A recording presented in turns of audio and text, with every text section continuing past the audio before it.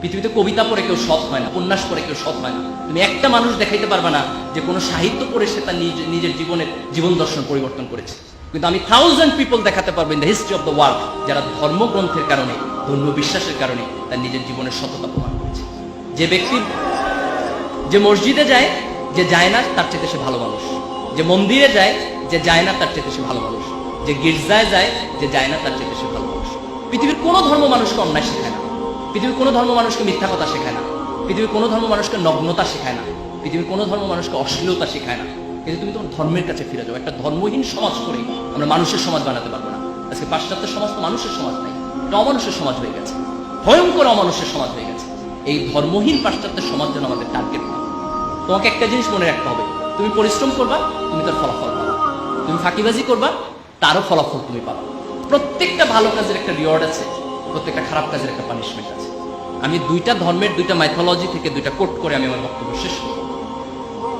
হিন্দু ধর্মের একটা গল্প আছে এরকম যে তাদের একজন রাজা ছিলেন, মোস্ট প্রবাবলি তার নাম ছিল গান্ধারী। একটা যুদ্ধে তার অনেকগুলো সন্তান মারা গেছে। তো সে ঈশ্বরকে প্রশ্ন করলো যে ঈশ্বর, তুমি আমাকে এত বড় পানিশমেন্ট কেন দিলে যে আমার সব সন্তান একটা যুদ্ধে মারা গেল? আমি তো এরকম কোনো অন্যায় করি নাই, আমার যতটুকু মনে পড়ে আমি আমার জীবনে জাতীয় কোনো সিন, কোনো ক্রাইম আমি করিনি।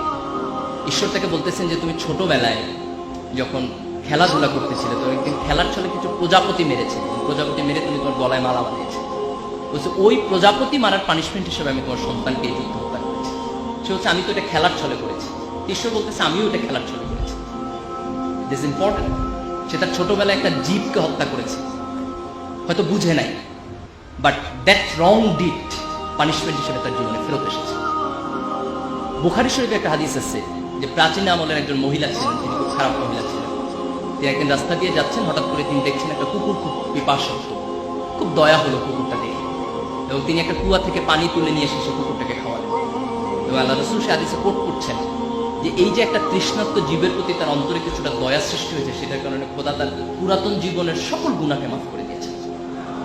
That was a very small ভালো কাজ, খুব ছোট্ট একটা ভালো কাজ, কিন্তু সেই ভালো কাজটা খোদার আরশে গিয়ে অনেক বড় হিসাবে তার কাছে প্রতিদান হিসাবে ফেরত এসেছে।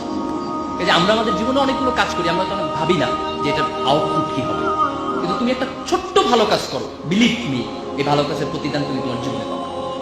তুমি একটা ছোট্ট খারাপ কাজ করো, এর প্রতিদান তুমি তোমার পাবা, এই জেনারেশনে না হলে নেক্সট জেনারেশনে। কোরআনের একটা ঘটনা এরকম আছে যে মুসা আলাইহিস সালাম যখন খিজির আলাইহিস সালামের সাথে যাচ্ছেন, তখন খিজির আলাইহিস সালাম অনেকগুলো কাজ করেছেন যেগুলোর এক্সপ্লানেশন তিনি বোঝেন নাই, পরে দিয়েছেন। তার মধ্যে একটা কাজ ছিল যে একটা নগরে গিয়ে ওই নগরের মানুষটা তার সাথে দুর্ব্যবহার করেছে, কিন্তু ওই কোনায় তিনি একটা প্রাচীর তুলে দিয়েছেন। তারপরে যখন মুসা আলাইহিস সালাম এক্সপ্লানেশন দিচ্ছে, তখন বলতেছে যে এই প্রাচীরের নিচে কিছুটা গুপ্তধন ছিল, এবং সেই গুপ্তধন হচ্ছে এমন দুটো নাবালক সন্তানের যার বাবা সৎ মানুষ ছিলেন। এই জন্য আল্লাহ তাকে বলেছেন তুমি ওই সৎ মানুষের সন্তানের জন্য এই সম্পদটাকে রেস্ট্রিক্ট করো, এটাকে সংরক্ষণ করো। তার মানে তার বাবার সৎকর্মের জন্য তার সন্তান বেনিফিটেড হচ্ছে। দ্যাট মিনস তুমি তোমার ভালো কাজের রিওয়ার্ড যেমন পাবা, তোমার খারাপ কাজের পানিশমেন্ট হবে। এটা হয় থার্ড জেনারেশনে, না হয় সেকেন্ড জেনারেশনে, না হয় থার্ড জেনারেশনে। এটা যে সবসময় মরণের পরে হবে দ্যাট ইজ নট ইম্পর্টেন্ট। মরণের পর তো হবেই, সেটা পৃথিবীতেও হবে। যে এই মানুষের জীবন যখন এই ধর্মবোধের জায়গা থেকে, অ্যাকাউন্টেবিলিটির জায়গা থেকে সরে যায়, তখন মানুষের মধ্যে কোনো নৈতিকতা থাকবে না, মানুষের মধ্যে কোনো বোধ থাকবে না, মানুষ বেপরোয়া হয়ে উঠবে। এবং সেই বেপরোয়া মানুষ শিক্ষিত হলেও কিছু যায় আসে না, সে বেপরোয়া মানুষ এ প্লাস পাইলেও কিছু যায় আসে না। কারণ আমাদের সোসাইটি আমরা দেখেছি যে আমাদের অনেক শিক্ষিত মানুষ আজকে করাপশন করছে, অনেক শিক্ষিত মানুষ আজকে দেশের সম্পদকে বিক্রি করে দিয়েছে দেশের বাইরে।